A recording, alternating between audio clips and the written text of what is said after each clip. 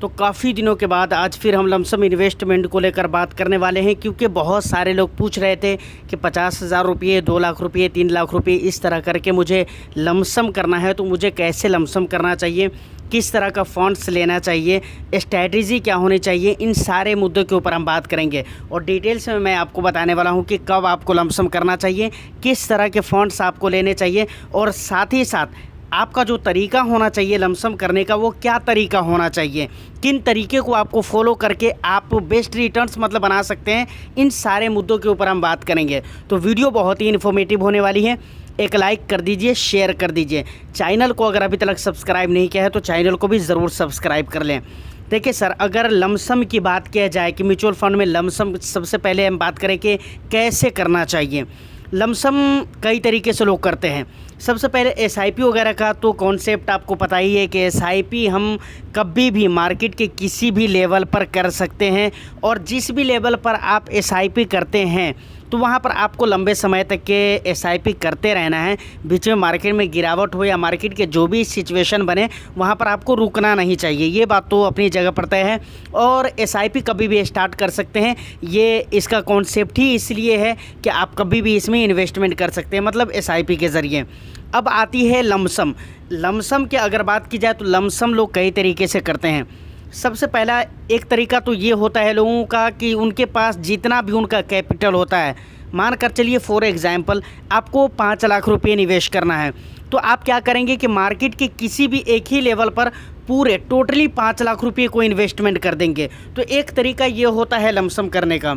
जबकि इससे बेस्ट तरीका क्या है? इससे बेस्ट तरीका ये है कि अगर आपको 5 लाख रुपये का लमसम करना है तो वहाँ पर आप अलग अलग पार्ट में पैसों को डिवाइड कर दें। मेरे कहने का मतलब है 1.5 लाख रुपये करके, 2 लाख रुपये करके, या 2.5 लाख रुपये करके 2 बार में। तो इस तरह करके आप इन्वेस्टमेंट करें।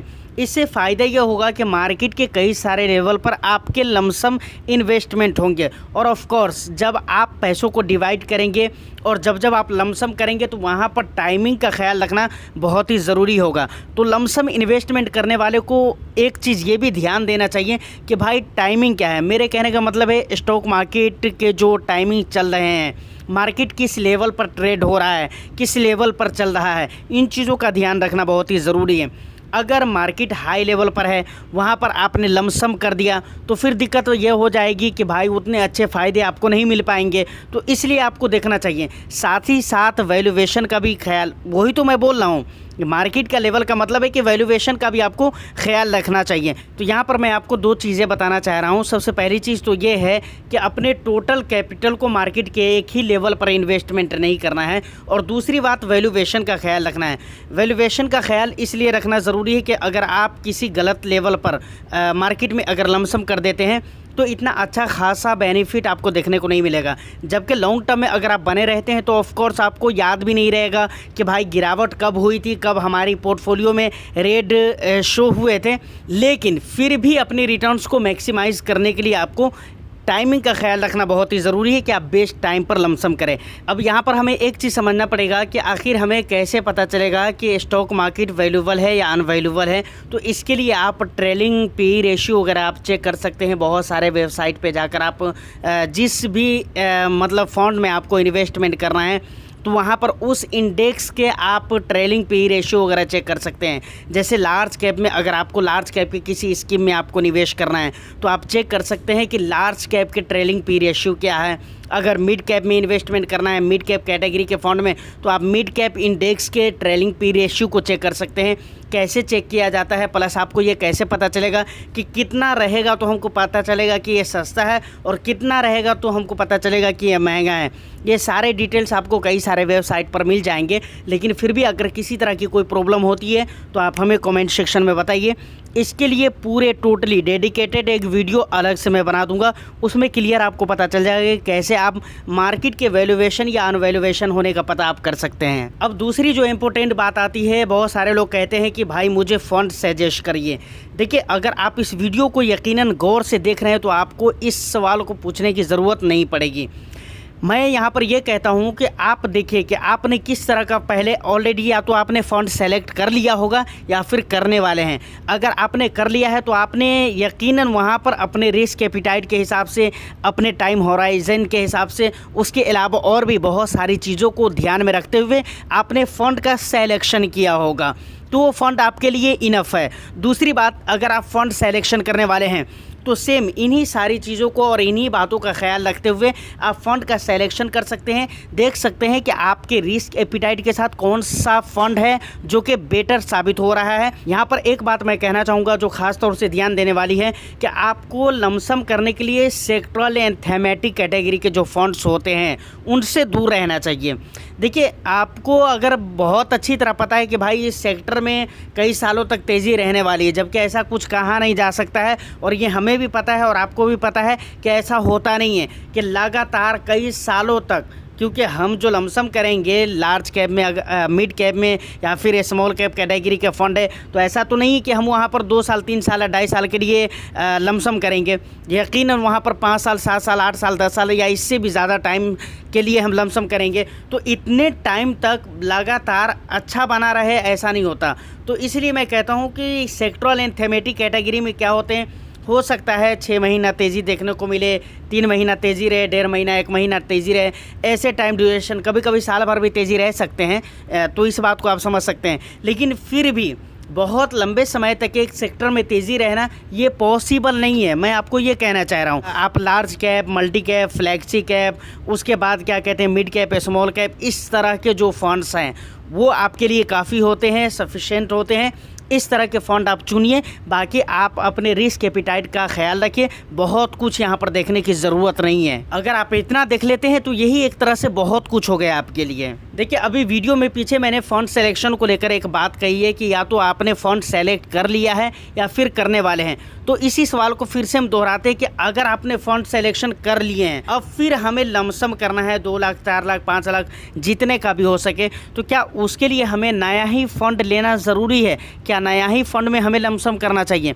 देखिए, ये कोई ज़रूरी नहीं है। सबसे पहले ही बात कि आपको पता कैसे चलेगा कि ये ज़रूरत है या नहीं है? सिंपल है, कुछ भी आपको ज़्यादा देखना नहीं है। सिंपल आप ये देखिए कि आपकी पोर्टफोलियो में फंड्स की ज़रूरत है तो आप ले सकते हैं लमसम करने के लिए कि ठीक है भाई, मैं लमसम किसी और फंड में करूँगा। आपकी पोर्टफोलियो में अगर लगता है कि फ़ंड की ज़रूरत नहीं है, ऑलरेडी बहुत सारे फ़ंड्स हैं, तो फिर वहाँ पर नए फ़ंड को सेलेक्ट करने की ज़रूरत नहीं है। जो फ़ंड आपको अच्छे लग रहे हैं, जिनके रिटर्न्स अच्छे लग रहे हैं, जिनके परफॉर्म अच्छे लग रहे हैं, उन फंड में आप लमसम कर सकते हैं। यहाँ पर ध्यान देने वाली एक और भी बात होगी कि भाई लमसम किसी एक ही फ़ंड में नहीं करना है। यहाँ पर आपके पोर्टफोलियो में 5, 6, 7, 8, 10 जो भी फ़ंड हैं, तो आप कोशिश करिए कि 2, 3, 4 फ़ंड का सिलेक्शन करें। 2-3 फ़ंड आप चुनें जिनमें आप अलग अलग कैटेगरी के हो, अलग अलग मतलब फ़ंड हो, अलग अलग स्कीम हो, जिनमें आप लमसम करें। जैसे अगर आपको 5 लाख रुपये करना है तो मानकर चलिए 2 लाख कहीं और पे कर दिए, 2 लाख कहीं और पे, 1.5 लाख कहीं और पे, इस तरह कर करके मतलब समझ सकते हैं। तो आप अपने हिसाब से हिसाब किताब बैठाइए। जो बढ़िया परफॉर्म कर रहा है वहाँ पर आप ज़्यादा पैसे लगा सकते हैं, जो उससे कम अच्छा परफॉर्म कर रहे हैं वहाँ पर आप कुछ कम पैसे लगा सकते हैं। इस तरीके से और इस स्ट्रेटजी के साथ आपको लमसम करना चाहिए। अगर फ़िलहाल के मार्केट कंडीशन की बात करें तो मुझे नहीं लगता है कि फ़िलहाल मार्केट में लमसम करने का राइट टाइम है। और अभी आपने देखा है, मैंने वैल्यूएशन को लेकर बात किया था, बीच में मार्केट में कई सारी गिरावटें भी हुई थी, जिसमें से कई सारे रीज़न थे, लेकिन उसमें से एक रीज़न वैल्यूएशन भी था। ये भी रीज़न था जिसकी वजह से मार्केट में करेक्शन आया था। और अभी चांसेस है कि अभी और भी मार्केट में गिरावट हो सकती है, क्योंकि अभी भी वैल्यूएशन है मार्केट में, ऐसा नहीं कि वो ख़त्म हो गया, अभी भी है।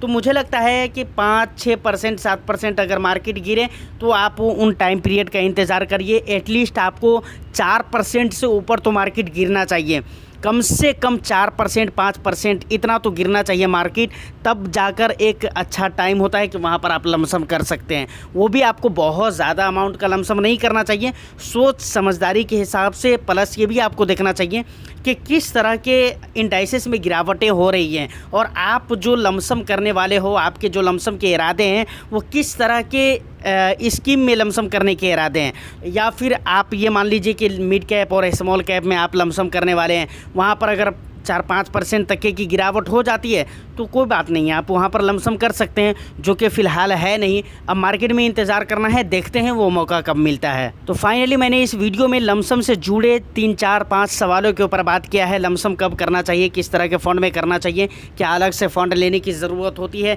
इसके अलावा और भी कई सारी बातें हुई हैं। लेकिन फिर भी अगर कोई भी दिक्कत है तो आप मुझे कमेंट सेक्शन में बता सकते हैं। दूसरी बात, आप हमें इंस्टा पे भी कांटेक्ट कर सकते हैं, लिंक आपको डिस्क्रिप्शन में मिल जाएगा।